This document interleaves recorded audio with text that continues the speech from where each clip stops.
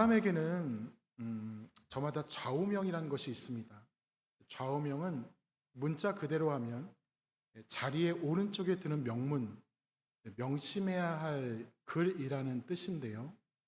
조금 풀어서 말씀드리면 자기의 마음에 평생 동안 새기고 삶의 기준으로 삼는 교훈이나 말을 의미합니다. 그래서 어떠한 신념이나 인생 철학 혹은 가치관이라고도 하고요. 가정이나 집안에서는 가훈과 같은 말로 표현되기도 합니다. 혹시 여러분에게는 어떠한 좌우명이 있으신가요? 우리는 모두 하나님을 믿는 사람들이잖아요. 그래서 보통 믿는 사람들이나 가정은 그 가정의 중심을 두고 성경 말씀을 그 가정의 중심에 두고 그 말씀을 붙잡고 살아가는 경우가 많습니다. 대표적인 것이 데살로니가전서 5장에 있는 말씀, 항상 기뻐하라, 쉬지 말고 기도하라, 범사에 감사하라. 이것이 그리스도 예수 안에서 너희를 향하신 하나님의 뜻이니라 라는 말씀을 나의 좌우명이나 우리 가정의 교훈으로 삼기도 하고요. 마태복음 6장 말씀도 있죠. 먼저 그의 나라와 그의 의를 구하라. 그리하면 이 모든 것을 너희에게 더하여 주시리라라는 말씀을 나의 믿음의 출발점으로 생각하시는 분들도 계십니다. 또한 여호수아 1장에 있는 강하고 담대하라, 두려워하지 말며 놀라지 말라. 내가 어디로 가든지 내 하나님 여호와께서 너와 함께 하시니라. 시편 119편에 있는 주의 말씀은 내 발의 등이요 내 길의 빛이시라 라는 말씀을 내 삶의 중심에 놓고 살아가는 분들도 계십니다. 그리고 시편 30편 저녁에는 울음이 깃들지라도 아침에는 기쁨이 오리라는 말씀을 항상 기억하면서 위로를 받고 있는 분들도 계십니다. 저에게도 그런 말씀이 하나 있습니다. 고린도전서 10장 23절 모든 것이 가하나 모든 것이 유익한 것은 아니요 모든 것이 가하나 모든 것이 덕을 세우는 것은 아니요 24절 누구든지 자기의 유익을 구하지 말고 남의 유익을 구하라. 얼마 전에 들어보시지 않으셨나요? 기억 안 나십니까? 우리 김종희 목사님께서 임직식 때 권면하신 말씀이었습니다. 저도 이 말씀을 목회하는데 가장 중심으로 삼고 있는데요. 그리스도인은 모든 것을 할 수 있는 자유와 능력이 있습니다. 그러나 그렇게 하는 것이 하나님의 나라와 복음을 위한 것이 아니라면, 그리고 다른 성도의 믿음을 방해하고 상처를 주는 것이라면 절제할 수 있어야 하고, 하던 것을 멈춰야 하고, 또 하기 싫어도 하나님 나라와 복음을 위해서 해야 한다는 말씀이죠. 저는 목회를 하는 동안은 하고 싶지만 하지 않으려고 하는 몇 가지가 있습니다. 왜냐하면 제가 하는 행동 때문에 교회와 성도들의 마음이 불편하게 하고 또 상처를 주는 일이 생기기를 원하지 않기 때문입니다.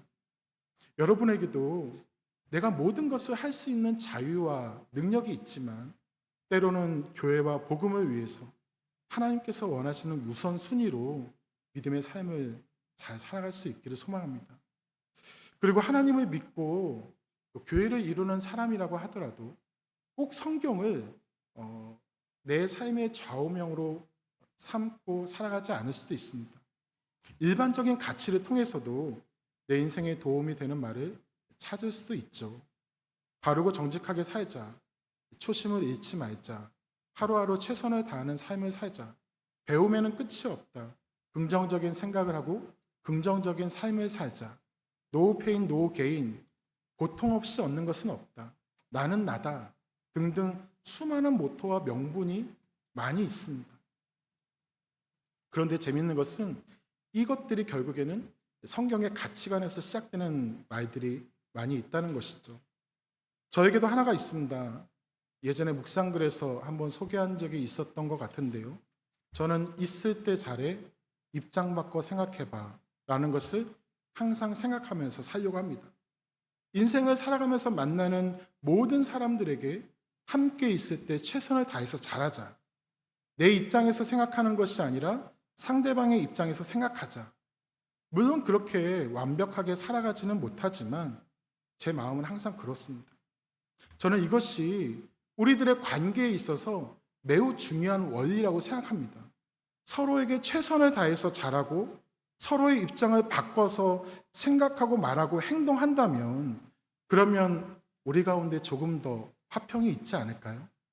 공동체라고 하면서 항상 나만 생각하고 내 입장만 생각하고 이야기한다면, 행동한다면 하나님의 뜻을 이루기에 좋은 밭이 되지 못한다는 것을 기억하셨으면 좋겠습니다. 설교 서두에서 이렇게 장황하게 좌우명에 대해서 말씀을 드렸는데요. 그런데 여기에는 아주 중요한 공통점이 하나 있습니다. 그것은 바로 자신이 가지고 있는 삶의 모토를 가지고 지금 그렇게 살아야 한다는 것입니다. 오늘 나의 삶에 그것이 적용되어야 한다는 것입니다. 지금 그렇게 사는 것은 늦은 것도 빠른 것도 아닙니다. 예를 들어서 정직하게 살자라는 내 삶의 좌우명이 있는데 나는 어제까지 정직하게 살았으니까 오늘은 좀 거짓말도 하고 정직하게 사는 것을 좀 쉬자 하면 될까요? 나는 이제 내일부터 정직하게 살 거니까 오늘은 좀 사기도 치고 가짜 뉴스도 좀 몰래 퍼뜨리고 대충 좀 사자 하면 될까요? 아닙니다. 오늘을 정직하게 살지 않는 사람은 어제도 정직하게 살지 않았고 내일도 정직하게 살지 못합니다. 어제를 돌아보고 내일을 기대하는 것은 분명히 우리들의 모습이어야 하지만 그것도 반드시 오늘을 잘 살아내는 사람에게서 나타나는 삶의 모습인 것이죠. 다음에 해야지 하는 것과 지금은 이르다 하는 것은 하나님께서 우리에게 주신 소중한 오늘을 놓치는 것입니다. 오늘은 우리가 함께 전도서의 말씀을 읽었는데요. 전도서는 첫 시작부터 많은 사람들을 좀 당황스럽게 만듭니다. 왜냐하면 첫 장을 펼치자마자 헛되고 헛되니 헛되고 헛되며 헛되고 헛되니 모든 것이 헛되도다라는 말씀으로 시작하기 때문입니다. 그래서 전도서를 인생의 허무함을 이야기하는 염세적인 책으로 세상과 인생을 부정적으로 보는 말씀으로 오해하기도 합니다. 하지만 여러분, 하나님의 말씀은 단 한 번도 세상과 인생을 무가치한 것으로 말하지 않습니다. 세상을 사랑하시는 하나님께서 하나님의 자녀들이, 당신의 자녀들이 생명의 길을 잘 걸어갈 수 있도록 인도하시기 위해서 주신 말씀이 성경입니다. 그 가운데서 전도서는 가장 현실적인 책입니다. 잠언이 인생의 원리를 가르쳐 준다면 전도서는 그 원리를 현실 속에서 어떻게 붙들고 살아야 하는지를 보여주는 말씀입니다. 그렇다면 전도자가 말하는 헛되다라는 말의 실제는 과연 무슨 의미일까요? 헛되다는 히브리어로 헤벨이라는 단어가 사용되는데요. 이 헤벨이라는 말은 입에서 나오는 입김이나 잠시 나타났다가 사라지는 안개를 가리키는 말입니다. 추운 날 내신 입김이 잠시 보이다가 사라지듯이 손을 뻗어도 붙잡을 수 없는 증기와 같은 것이 바로 헤벨이고 이것을 바로 헛되다라고 하는 것이죠. 전도자는 바로 이 단어로 인생의 본질을 말하면서 말씀을 시작하는데 그것은 바로 인생은 내가 원하는 대로 붙잡고 통제할 수 있는 것이 아니라는 것입니다. 왜냐하면 인생은 내 계획과 능력으로 얻어낸 시간이 아니라 하나님께서 매일 새롭게 선물로 주시는 시간이기 때문입니다. 오늘 하루라는 이 시간도 내가 가진 지혜와 재능도 내가 스스로 얻은 것이 아니라 모두 하나님께 받은 것입니다. 이것을 인정할 때 우리 안에 있는 교만이 비로소 사라지게 됩니다. 내가 이룬 것이라고 여기던 자리에서 받은 것이라고 고백하는 자리로 옮겨가는 것, 거기서부터 하나님을 신뢰하는 참된 지혜가 시작되는 것이죠. 생각해보면 이것은 우리 모두가 인생의 어느 지점에서 마주하는 진실이기도 합니다. 아무리 많은 것을 가져도 돈으로 미래를 살 수 없고 지혜로 죽음을 피할 수 없으며 권력으로 내일을 보장받을 수가 없습니다. 물론 우리는 그렇게 모든 것을 다 가지지는 못했지만 세상에서 취할 수 있는 것을 모두 다 가진다고 해도 아마도 그것으로는 참된 만족을 얻지 못하고 세상의 모든 문제를 해결할 수 있는 마스터 키를 갖지 못할 것입니다. 우리는 조금이라도 가진 것이 많아지면 오히려 불안하지, 그것 때문에 행복하거나 평안을 누리지 못하죠. 그래서 아무것도 잡을 수 없는 헤벨의 인생에서 우리가 무엇을 붙잡아야 하는지를 보여주는 것이 전도서의 말씀이고, 그 시작에서 헤벨을 그렇게 강조한 것입니다. 그리고 우리가 함께 읽은 전도서 9장은 바로 이 깨달음이 실제의 삶에서 어떻게 나타나야 하는지를 보여주고 있습니다. 전도자는 전도서 9장 초반에서 먼저 인간이 결코 피할 수 없는 현실 하나를 말하고 있습니다. 바로 죽음의 보편성입니다. 의인도 악인도 지혜로운 사람도 어리석은 사람도 죽음 앞에서는 예외가 없습니다. 우리가 아무리 옳게 살아도, 아무리 정직하게 살아도 죽음이라는 결말 자체는 피해갈 수가 없죠. 그리고 이 전도자는 그 무거운 현실을 말한 뒤에 살아있는 자와 죽은 자를 비교합니다. 살아있는 개가 죽은 사자보다 낫다고 말합니다. 죽은 자에게는 더 이상 아무런 기회도 보상도 남아있지 않지만 살아있는 자에게는 여전히 오늘이 있고 오늘을 살아갈 기회를 통해서 주어지는 은혜가 있기 때문입니다. 전도자가 말하고자 하는 핵심이 바로 여기 있습니다. 죽음은 피할 수 없지만 그렇기 때문에 지금 내가 이렇게 살아있는 것, 오늘이 아직 내게 있다는 것이 얼마나 귀한 것인지를 깨달으라는 것입니다. 우리는 내일을 내 손으로 붙잡을 수 없는 존재이기에 하나님께서 허락하신 오늘 이 시간을 어떻게 살아가는가 하는 것이 매우 중요한 것입니다. 그렇다면 허락된 오늘을 살아가는 우리가 붙잡아야 할 삶의 지혜는 과연 무엇일까요? 먼저 우리는 하나님께서 허락하신 오늘을 감사함으로 누릴 수가 있어야 됩니다. 전도자는 9장 초반에서 죽음에 대해서 언급한 후에 곧바로 이렇게 권면하고 있는데요. 우리 7절 말씀 한번 같이 읽어보겠습니다. 7절입니다. 너는 가서 기쁨으로 내 음식물을 먹고 즐거운 마음으로 내 포도주를 마실지어다. 이는 하나님이 내게 하는 일들을 벌써 기쁘게 받으셨음이니라. 아멘. 전도자는 방금 전까지 죽음을 말하다가 갑자기 기쁨을 말합니다. 뭔가 조금 어색합니다. 그런데 이렇게 말할 수 있는 이유는 살아있는 지금 이 순간이 너무나도 소중하기 때문입니다. 유한함을 아는 사람만이 지금 이 순간이 얼마나 소중한지도 알기 때문이죠. 그렇다면 나에게 있는 오늘은 감사의 제목이고 기쁨의 조건인 것입니다. 그저 살아있다는 것이 우리에게 큰 의미가 있는 것이죠. 그런데 정작 우리는 그 사실을 알면서도 오늘을 놓치면서 살고 있습니다.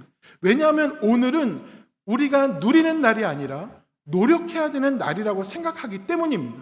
우리는 오늘 행복하는 것이 아니라 내일 행복을 누리려고 합니다. 그래서 조금 더 벌면, 조금 더 성공하면, 조금 더 좋은 환경이 되면 그때 내가 더 기쁘고 행복하지 않을까 하고 생각하는 것이죠. 그런데 하나님께서 우리에게 주신 날은 분명히 내일이 아니라 오늘입니다. 그래서 전도자도 가서 먹고 마시라라고, 개역개정에는 마실지어다라고 해서 표현이 좀 애매해 보이지만 원문에는 미래형이 아니라 확실한 현재형으로 말합니다. 지금 하라는 것이죠. 행복은 언젠가 이루어질 목표가 아니라 하나님께서 주신 오늘 가운데 발견하고 누리라는 것입니다. 그리고 하나님이 내가 하는 일을 벌써 기쁘게 받으셨음이니라라고 말씀하는데, 이것은 우리가 무엇을 이루어내고 잘해야 하나님께서 기뻐하신다는 것이 아닙니다. 하나님은 우리가 어떠한 일을 잘하기 때문에 기뻐하시는 것이 아니라 우리가 하나님 안에 있는 것 자체를 기뻐하십니다. 그렇기 때문에 하나님의 자녀가 하는 모든 일이 하나님께 기쁨이 되는 것이죠. 하나님은 우리가 한 것에 대한 보상으로 은혜를 주시는 것이 아니라 주님 안에 거하는 자에게 항상 값없이 은혜를 주십니다. 그렇다면 그 은혜는 어디에 있을까요? 내일 있는 것이 아니라, 거창한 곳에 있는 것이 아니라 지금 우리의 가장 평범한 자리에 있는 것이죠. 우리의 모든 평범한 일상이 곧 하나님의 은혜입니다. 우리는 특별한 기적을 기다리면서 정작 매일 베푸시는 이 기적은 잊고 살아가고 있지는 않습니까?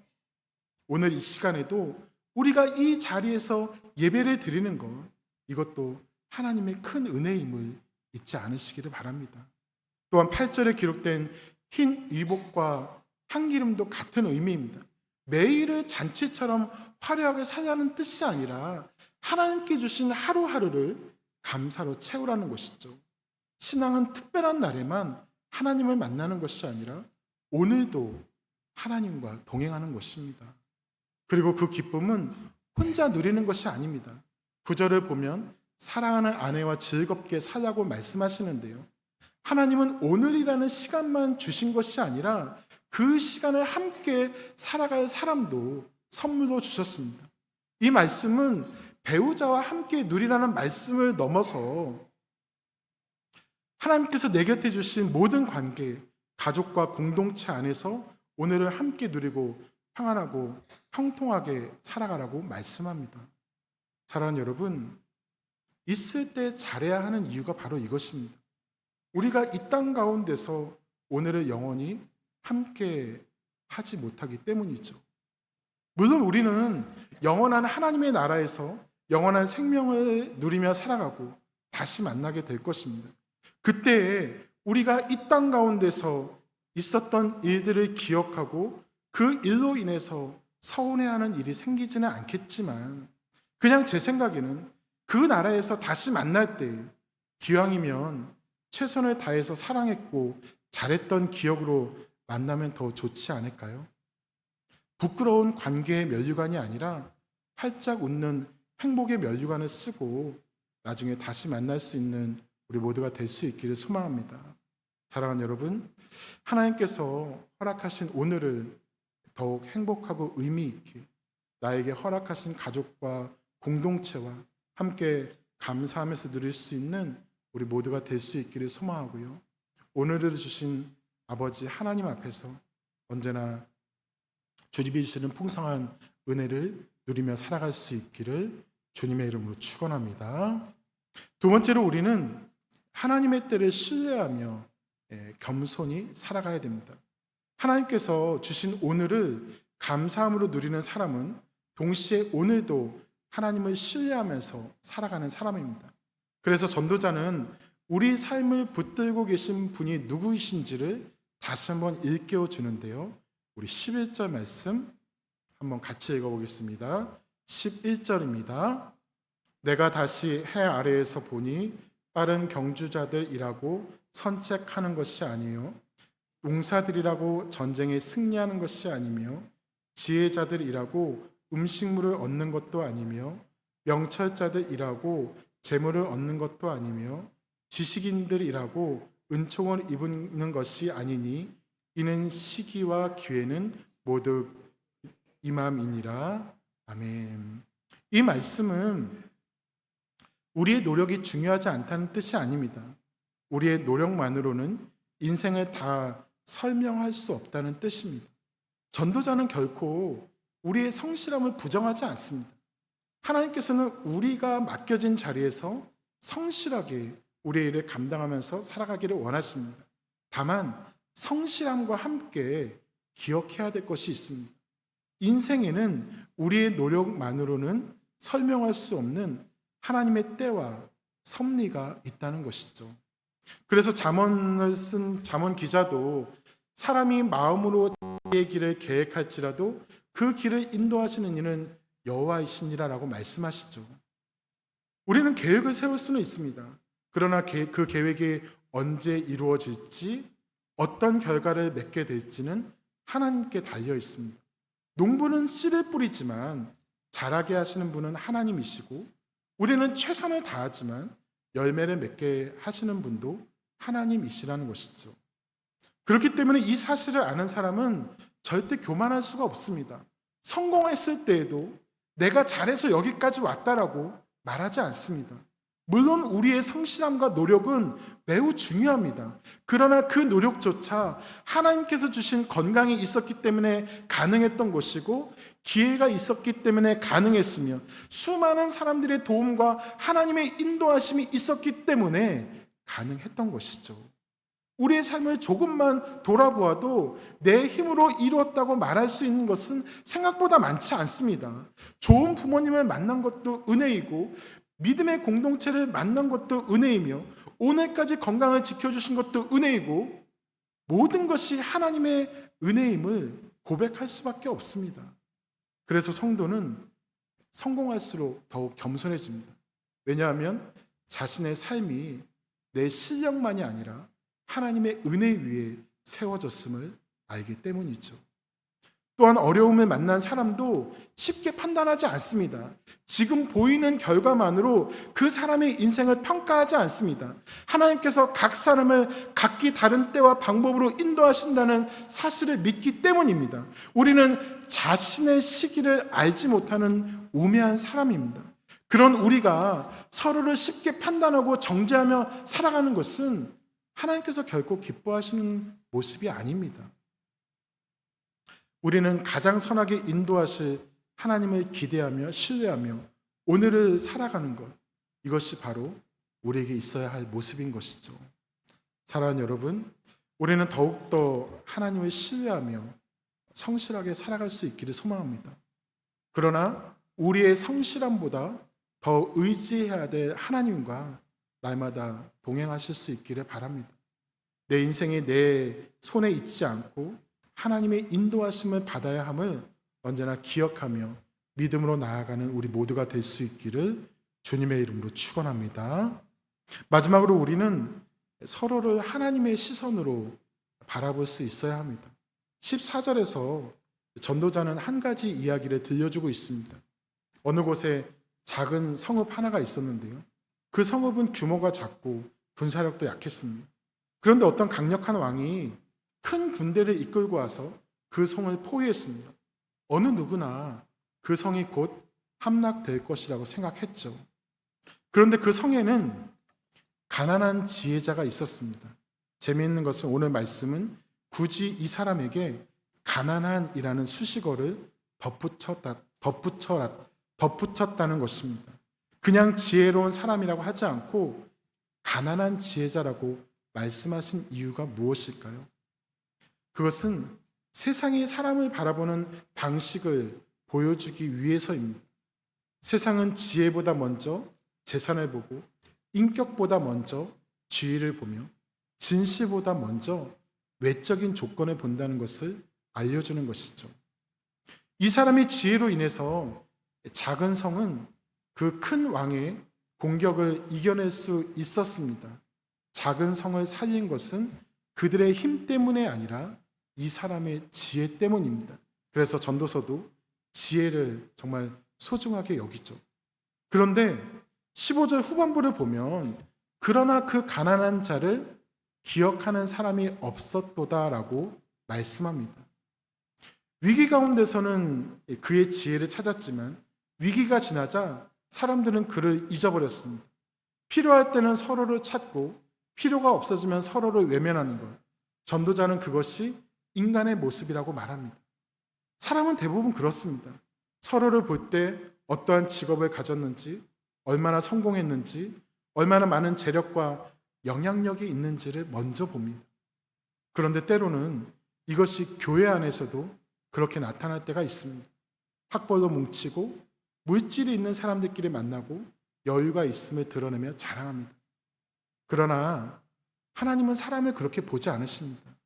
사무엘이 이새의 아들 중 왕이 될 사람을 찾을 때 하나님은 사무엘에게 내가 보는 것은 사람과 같지 아니하니 사람은 외모를 보거니와 나 여호와는 중심을 보느니라라고 말씀하십니다. 중심을 보신 하나님은 멀끔한 다윗의 형들을 왕으로 세우시지 않으시죠. 그래서 양을 치던 막내 다윗을 왕으로 세우셨습니다. 또한 갈릴리의 평범한 어부들을 사도로 부르셨고 세상에서 가장 낮은 모습으로 오신 예수 그리스도를 통해서 구원의 길을 열어주셨습니다. 그래서 하나님의 백성은 서로를 바라볼 때 세상의 관점이 아닌 하나님의 눈으로 바라보아야 합니다. 어려운 가운데 있는 일을 쉽게 판단하지 말고 가난하다고 무시하지 말고 실패했다고 정죄하지 말아야 됩니다. 내가 건강하다고 아픈 일을 함부로 말할 수가 없고 내 가정이 평안하다고 어려움을 겪는 일을 무시할 수도 없습니다. 우리 모두가 하나님의 은혜로 살아가는 사람이기 때문에 나와 너는 서로 격려하고 사랑하는 존재로 세워지는 것입니다. 그래서 야고보서 2장을 보면 내 형제들아 영광의 주 곧 우리 주 예수 그리스도를 믿는 믿음을 너희가 사람을 차별하여 대하는 태도로 가지지 말라고 말씀하죠. 하나님의 시선은 결코 차별이나 섣부른 판단이 아닌 이해와 섬김의 시선입니다. 사랑하는 여러분, 겸손한 사람은 또 오늘을 감사함으로 살아가는 사람은 서로를 쉽게 평가하지 않고 언제나 먼저 이해하려고 합니다. 저 사람에게는 어떠한 사정이 있었을까? 내가 저 자리에 있었으면 다르게 행동할 수 있었을까? 내가 지금 이 자리에 있는 것도 하나님의 은혜가 아닌가? 이러한 마음이 곧 하나님의 시선인 것입니다. 하나님은 언제나 사람의 입장에 서서 우리를 이해하시고 우리를 도와주시는, 우리를 가장 잘 이해하시며 사랑의 시선으로 우리를 바라보시는 분이십니다. 우리를 향한 하나님의 시선과 같이 우리의 시선도 감히 하나님의 시선이 될 수 있기를 소망합니다. 서로의 눈빛만 봐도 나를 사랑하고 아끼고 나를 위해서 기도하고 있구나 하는 것을 느낄 수 있는 우리 교회가 될 수 있기를 주님의 이름으로 축복합니다. 말씀을 정리하겠습니다. 전도서는 우리 인생이 헤벨이라고 헛되다고 말합니다. 그러나 이것은 인생이 허무하다는 뜻이 아닙니다. 내 인생의 주인은 내가 아니라 하나님이라는 사실을 반드시 기억하라는 말씀입니다. 그래서 하나님이 내 인생의 주인이심을 기억하며 살아가는 사람은 주어진 오늘을 감사함으로 살아가고 자신의 삶이 늘 하나님의 은혜 위에 있음을 알기 때문에 교만하지 않고 더욱 하나님을 신뢰하며 살아갑니다. 그리고 하나님께서 주신 가정과 믿음의 공동체 안에서 서로를 하나님의 시선으로 바라보며 살아가게 됩니다. 이것이 오늘 말씀이 주는 오늘을 사는 지혜입니다. 사랑하는 여러분, 우리에게 주어진 이 시간을 정말 소중하게 여기면서 더욱 행복하고 평안하게 살아가시기를 주님의 이름으로 축원합니다. 우리에게 믿음의 본을 보여주신 예수님과 함께 매일의 오늘을 감사함으로 복된 삶을 살아갈 수 있는 우리 모두가 될 수 있기를 소망하고요. 우리가 더욱더 주님 안에서 하나된 모습으로 사랑하는 모습으로 아름다운 교회를 잘 세울 수 있기를 주님의 이름으로 축복합니다. 이 시간 우리 함께 잠시 기도했으면 좋겠습니다. 말씀을 생각하면서 기도했으면 좋겠습니다. 하나님, 우리의 인생이 정말 유한한데 우리의 인생을 지금까지 보존시켜 주시고 또 우리가 우리의 삶의 자리에서 많은 것을 허락하여 주심을 너무나도 감사합니다. 하나님의 백성다운 삶의 모습이 우리들 가운데 더욱더 특별하게 나타날 수 있도록 도와주시고 주어진 오늘을 정말 감사하며 살아갈 수 있는 하나님의 백성으로 인도하여 주시기를 더욱더 하나님을 신뢰하고 하나님의 은혜 가운데 살아갈 수 있기를 기도했으면 좋겠고요. 또한 우리가 서로를 바라보면서 하나님의 시선으로 바라볼 수 있는 은혜를 허락하여 주시기를 기도했으면 좋겠습니다.